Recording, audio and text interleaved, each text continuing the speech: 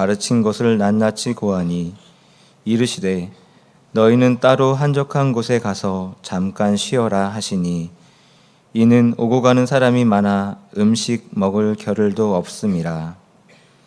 이에 배를 타고 따로 한적한 곳에 갈새 그들이 가는 것을 보고 많은 사람이 그들인 줄 안지라. 모든 고을로부터 도보로 그곳에 달려와 그들보다 먼저 갔더라. 예수께서 나오사 큰 무리를 보시고 그 목자 없는 양 같음으로 인하여 불쌍히 여기사 이에 여러 가지로 가르치시더라. 건너가 게네사렛 땅에 이르러 떼고 배에서 내리니 사람들이 곧 예수신 줄을 알고 그 온 지방으로 달려 돌아다니며 예수께서 어디 계시다는 말을 듣는 대로 병든 자를 침상째로 메고 나아오니 아무데나 예수께서 들어가시는 지방이나 도시나 마을에서 병자를 시장에 두고 예수께 그의 옷 가에라도 손을 대게 하시기를 간구하니 손을 대는 자는 다 성함을 얻으니라. 하나님 말씀입니다.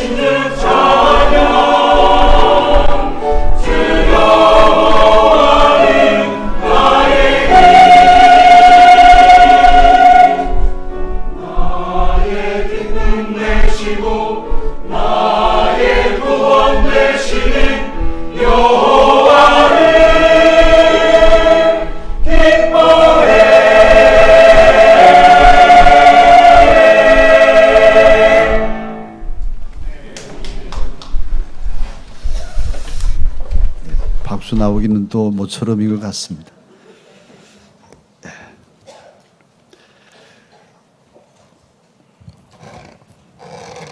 어제는 참 불볕 더위였지요.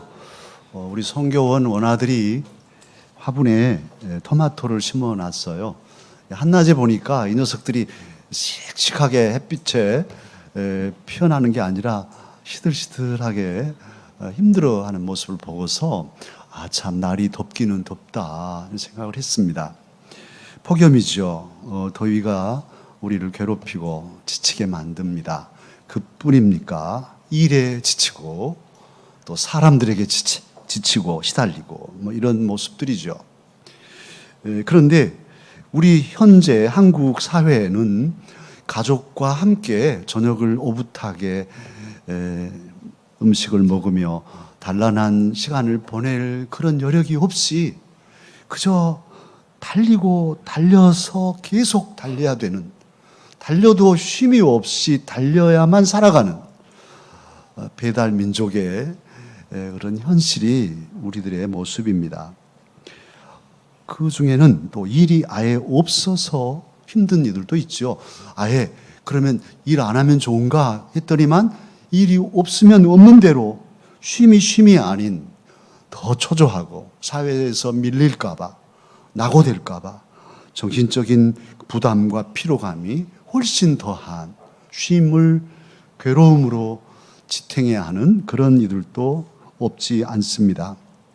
모두들 바쁜 그리고 시달리고 지쳐있는 이때에 우리 주님께서는 무엇라고 우리에게 말씀을 하십니까? 오늘 말씀 중에 31절에서 주님은 오늘 저와 여러분에게 위로가 되는 말씀을 주십니다. 뭐라 하십니까? 너희는 따로 한적한 곳에 가서 잠깐 쉬어라. 너희는 쉬어라. 이렇게 말씀하십니다. 이 말씀을 직접 받았던 당시의 제자들은 우리가 마가복음을 몇 번에 걸쳐서 말씀을 나누고 있는데요. 마가복음 6장 7절로 13절 말씀에 보면 둘씩 짝을 지어서 전도하러 보냈습니다. 그래서 제자들 6팀이 나가가지고 회개하라 하시고 예수님의 이름으로 병자들을 고치고 귀신을 몰아내고 하나님 나라의 복음을 전하였습니다.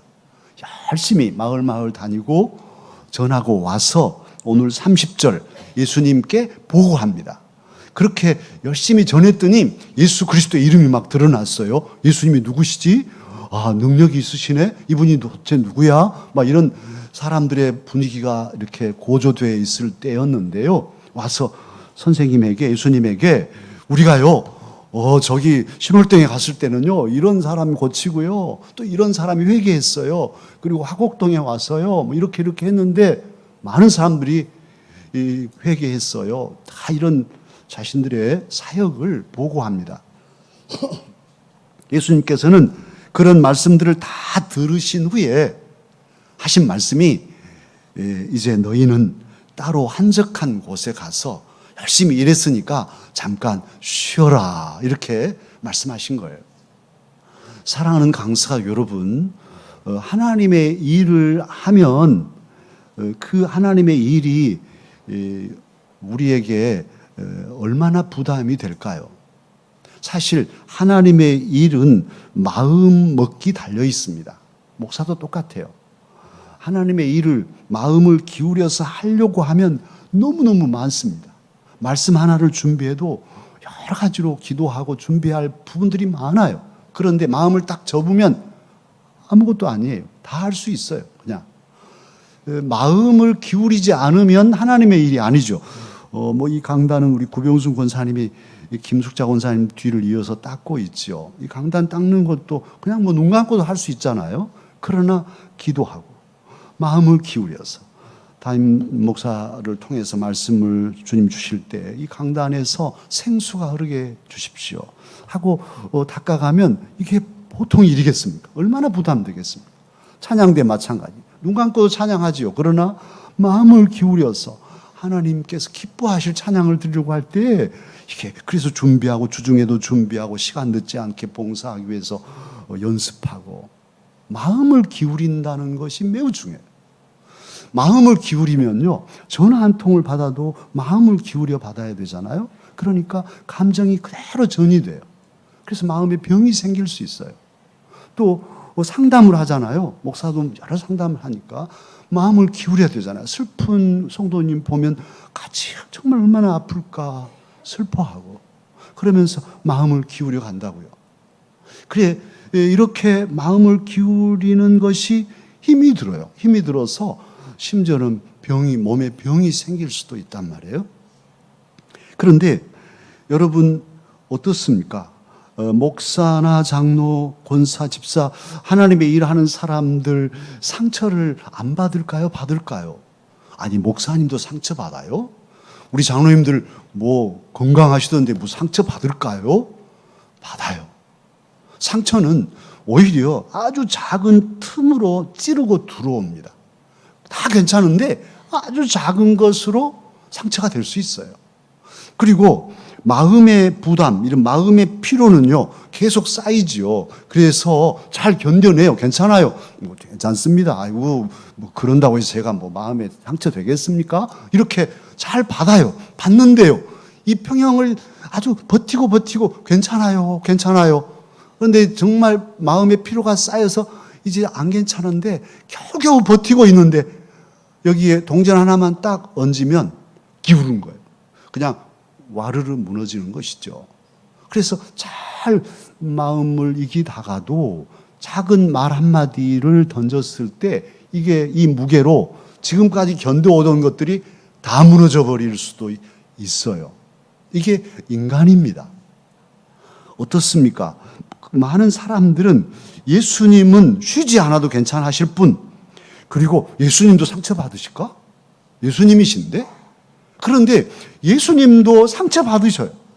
예수님뿐 아니라 예수님의 제자들 마찬가지, 예수님을 섬기는 일꾼들, 목사, 장로, 집사, 권사, 모든 일꾼들, 찬양대, 교사들 다 상처받아요. 쉽게 상처받을 수 있어요. 그리고 그러기에 쉼이 필요합니다. 쉬지 않으면 예민해지고 이렇게 피로가 쌓여지면 아까 말한 대로 작은 동전 하나에도 그 무게를 못 이기고 그 작은 순간에 무너질 수 있으니까요. 또 하나님의 일꾼들은 대부분 그러실 거예요. 일하면서 쉬게 되면 쉼이 부담스러워요. 내가 이렇게 쉬어도 될까? 괜히 죄책감이 들어가지고 못 쉴 수도 있어요. 쉬면서도 죄책감으로 다들 일하고 있는데 나만 쉬면 되나? 이런 죄책감을 갖는 경우도 없지 않습니다. 한번 물어보겠습니다. 사랑하는 강사 여러분, 주님을 위해서 헌신하는 삶은 정말 죽을 때까지 최선을 다해서 할 일이지 쉼이 없이 열심히 일하는 것이 진짜 헌신이다. 예습니까? 뭡니까? 정말 헌신의 힘을 다해서 쉼 없이 달려가야만 순교도 할련지거나 그게 진짜 헌신이지 뭐 쉬었다 일했다 이렇게 하면 헌신도 아니야 이렇게 생각하는 분들이 있을지 모르겠어요. 그러나 쉬지 않아서 몸의 건강을 잃는다든지 마음의 상처가 깊어지면 일꾼으로서 제 몫을 감당하지 못해요. 제가 우울증이 와가지고 설교한다면 어떻겠어요? 여러분들을 우울증 환자가 상담한다고 앉아서 우울하게 상담하면 어쩌겠어요? 이게 안 되는 거예요. 몸이 아프면 병원에 입원해 있어야 되죠. 그렇게 일하고 싶어도 몸이 아프면 못합니다. 힘을 얻어야 봉사할 수 있어요. 어제도 우리 주방 청소를 안수입사회 중심이 돼가지고 일했는데 또 우리 민 권사님이랑 우리 김일대 권사님이랑 모두 이렇게 미숙 권사님이랑 밥도 해주시고 김도영 권사님도 도와주셨는데 제가 너무너무 기뻤어요. 우리 장로님들도 우리 정장로님 제일 어르신이 또 와서 시어머니처럼 다 시집살이 시키시면서 하셨는데요. 방에 가득 찬 우리 힘찬 일꾼들이 주방을 깨끗이 했다고요. 정말 감사했어요. 건강하시니까 우리 정장로님도 건강하시니까 그렇게 또 일하러 오시라는 말도 안 했을 텐데 알고 나오셨어요. 이건 정말 힘이 있으니까 봉사하지 아프면 병원에 가 있을 것 아니에요? 그래서 건강해야 하는데 그 건강하려면 쉼이 필요하니까 쉬고 일하고 하는 이 구분을 잘 해야 좋은 일꾼으로 가정을 섬기고 교회를 섬기고 나라를 섬길 수 있습니다.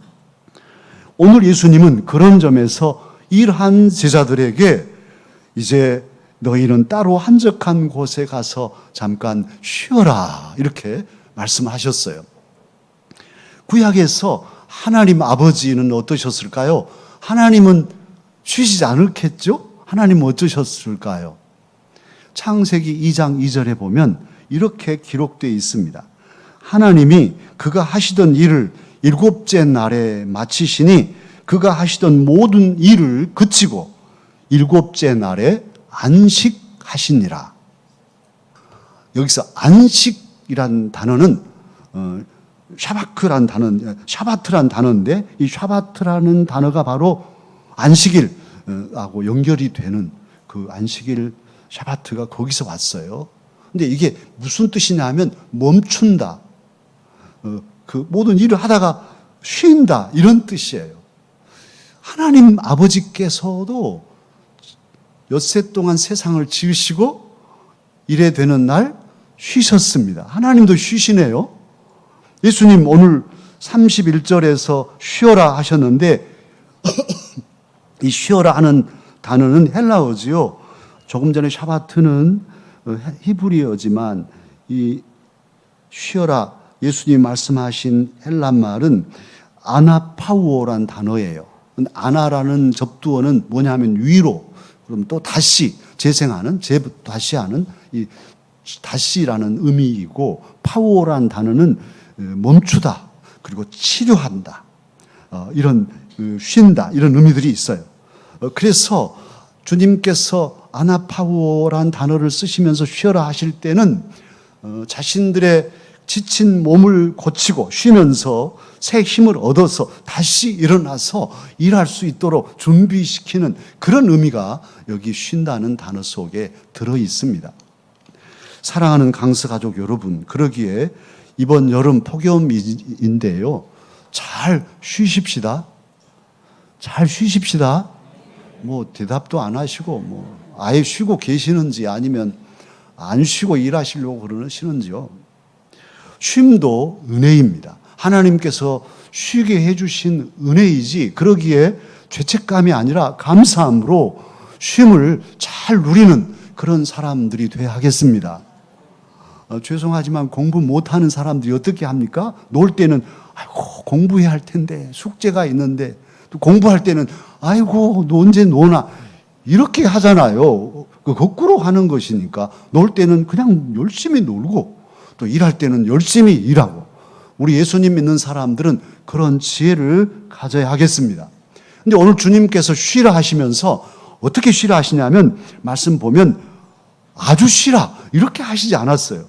아주 쉬라고 하면 너 죽어라 이런 말이죠. 일하지 말고 이제 끝났다 이런 것일 텐데 오늘 주님은 뭐라 하시냐면 잠깐 쉬어라 이렇게 말씀하셨어요. 모든 시간은 하나님이 지으셨습니다.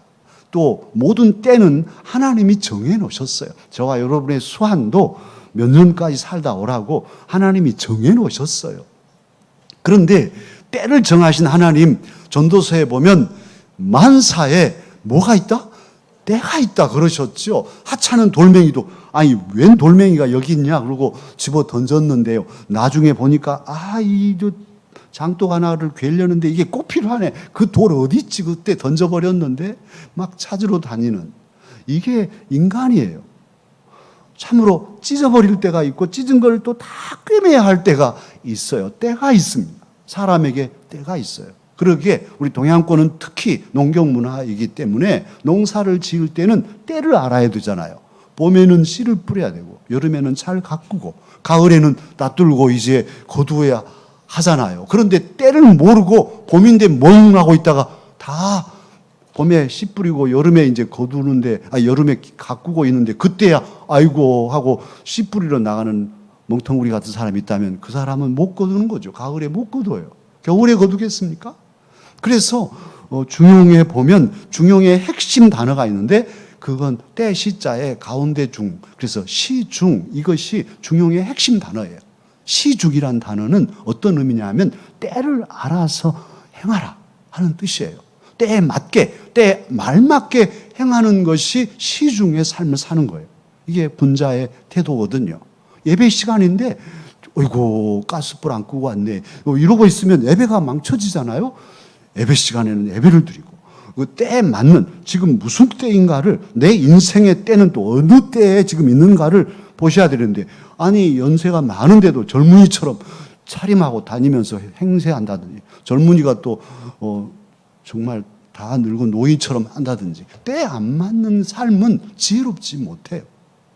사랑하는 강사 여러분, 우리 예수님은, 예수님의 제자들인 저와 여러분이 이 세상을 믿지 않는 사람보다 훨씬 지혜롭게 살며 그들을 리드하기를 원하십니다. 가게를 움직여도 옆에 있는 가게보다 더 가게를 잘 운행하되 함께 사는 방식. 미우라 아야코는요, 슈퍼마켓을 했는데 옆에 집 슈퍼마켓이 망하게 됐어. 원망을 들어. 가만히 보니까 손님들이 다 나한테로만 오네. 그래서 이제 계획을 세웁니다. 그래서 이 슈퍼마켓에 있는 그 재료들은, 물품들은 자기는 안 하는 거예요. 안 파는 거예요. 그리고 오면은 옆에 집으로 가세요. 그렇게 하고 옆에 집에서 안 파는 것만 팔았어요.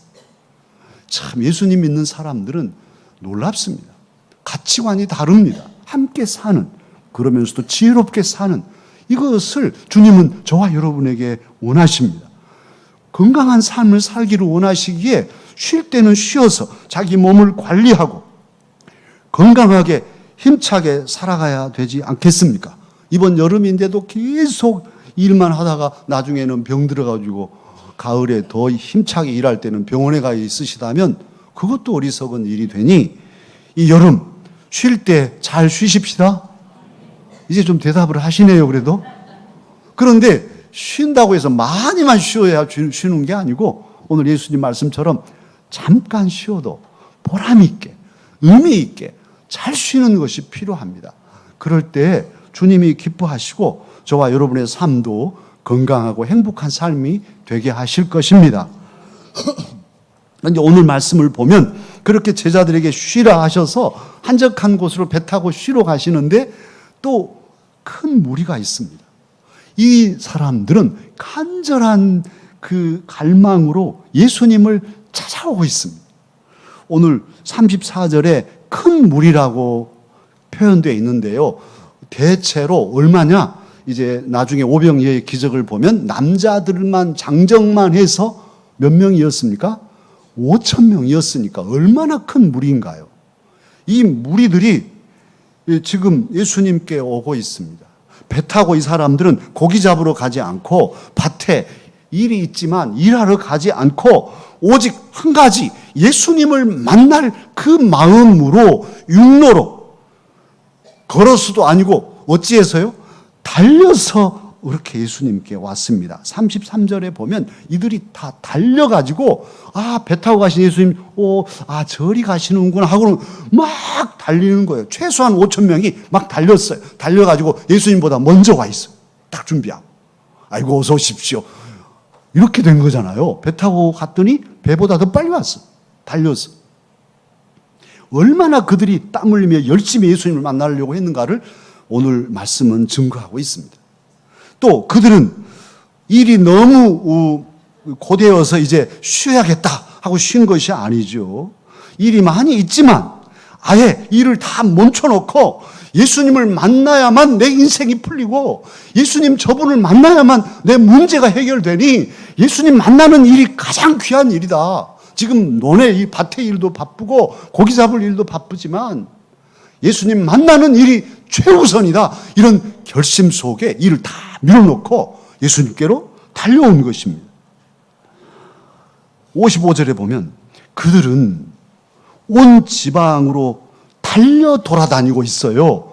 그러니까 예수님이 어디 계시냐, 어느 마을에 계시지?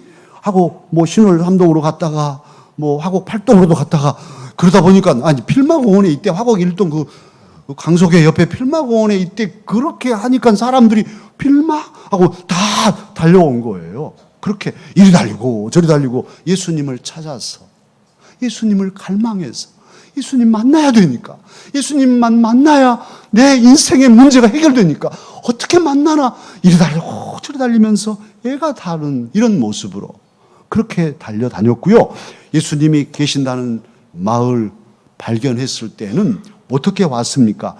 병자들을 데려올 때는 아예 침상채 짊어지고 하나 둘 하고 이렇게 달려온 거예요.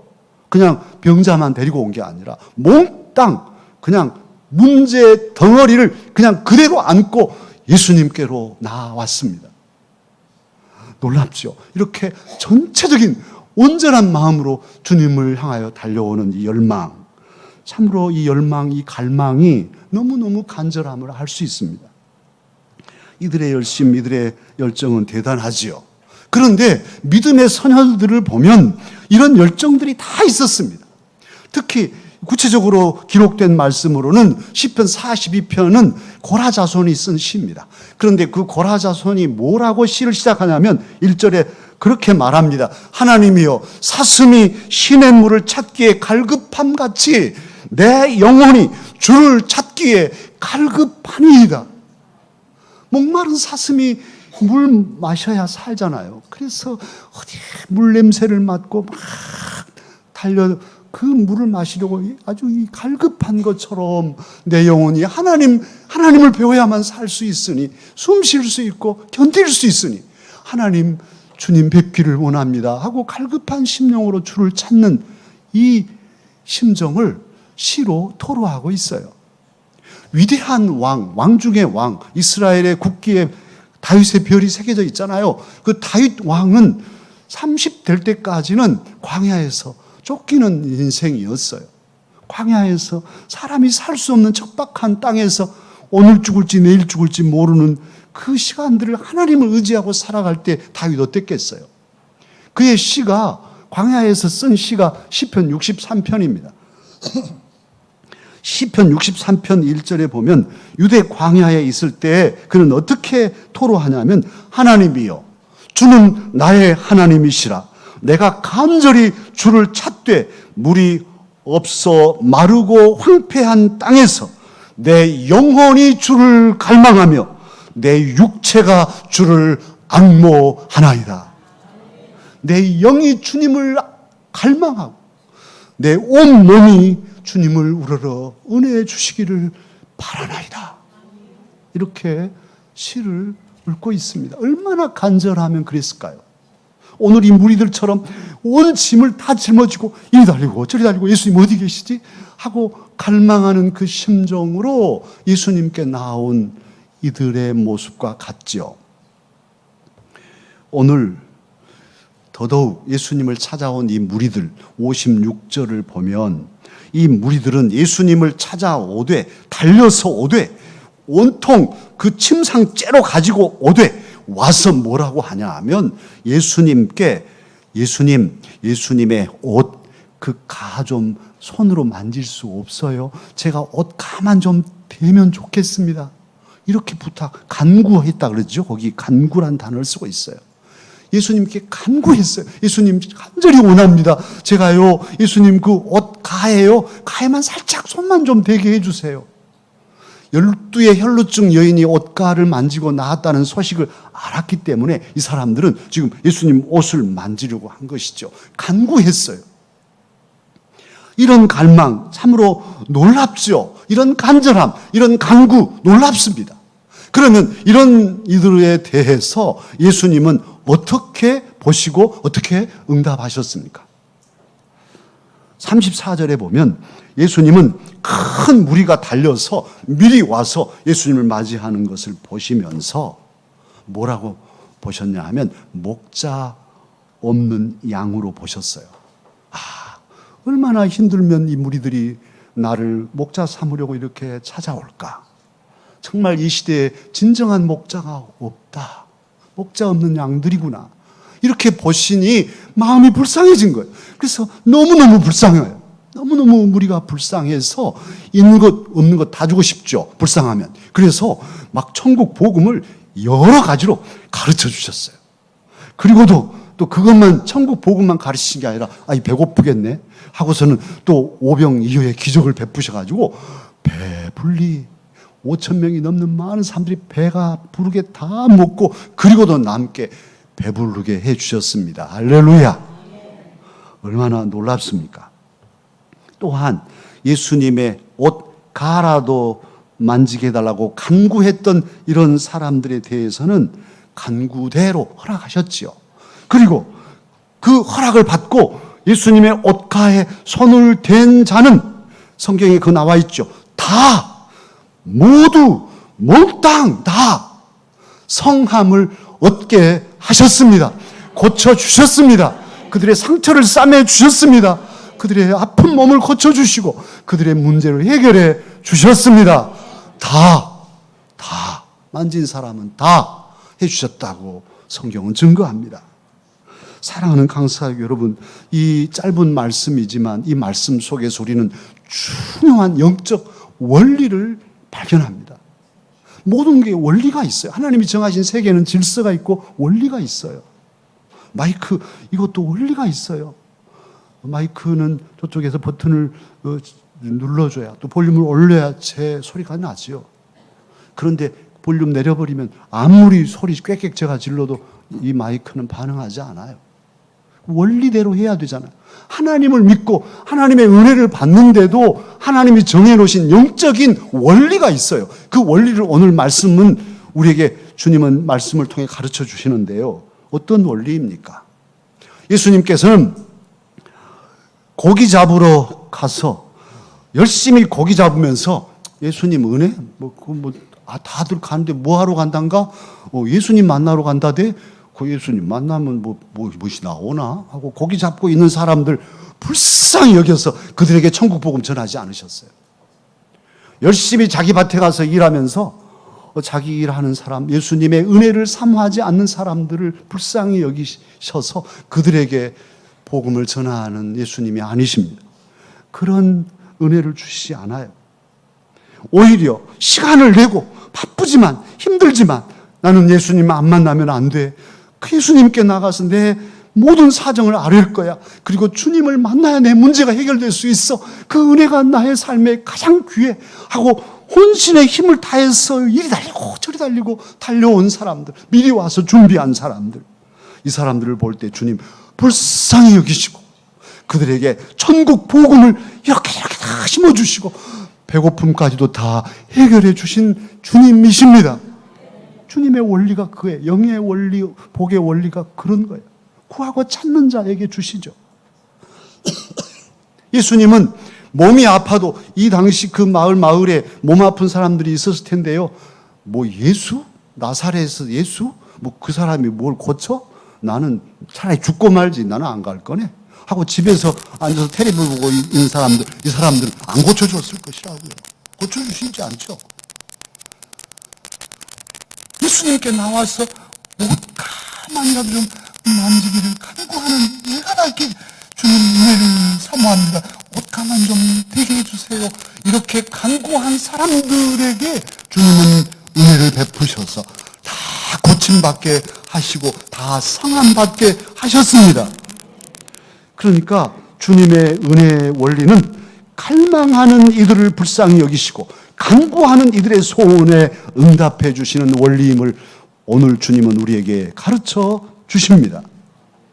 물론 우리가 조심할 일은 있습니다. 우리의 갈망이 우리의 의가 돼서는 안 되죠. 내가요 40일 금식 기도했으니까 하나님 응답해 주세요. 왜 안 해주시나요? 나같이 40일 금식 기도한 사람이 있어요? 이렇게 할 수는 없는 것이죠. 내가 기도했지만 기도는 무력한 자가 하는 것이에요.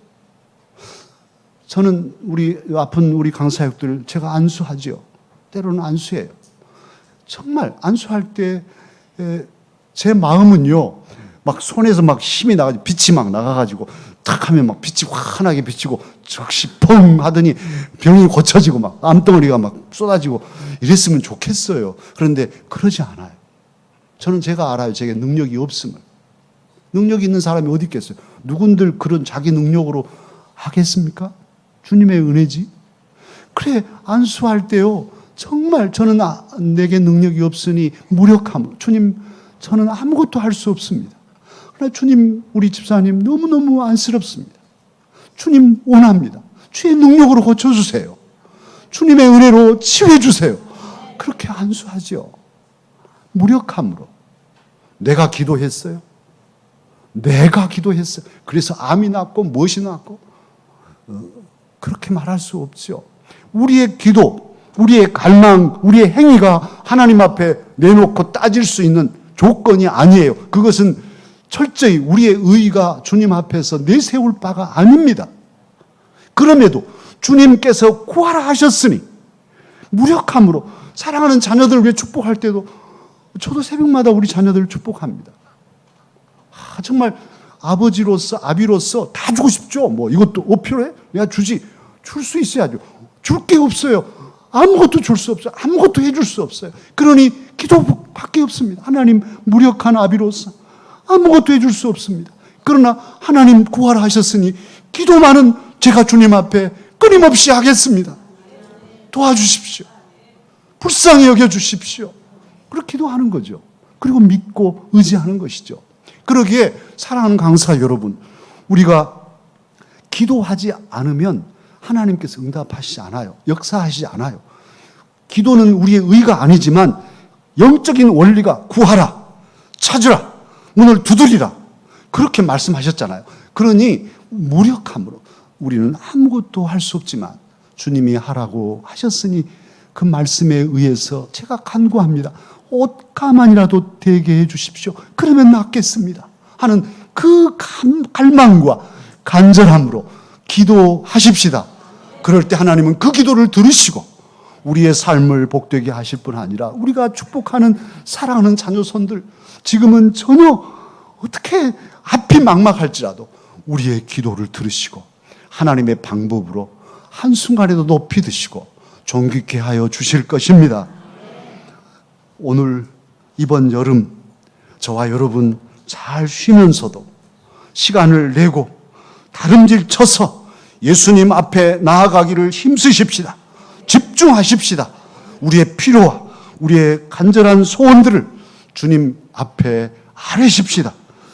그래 할 때 주님께서는 우리의 기도를 들으시고 우리의 삶을 은혜로 채워주실 것입니다.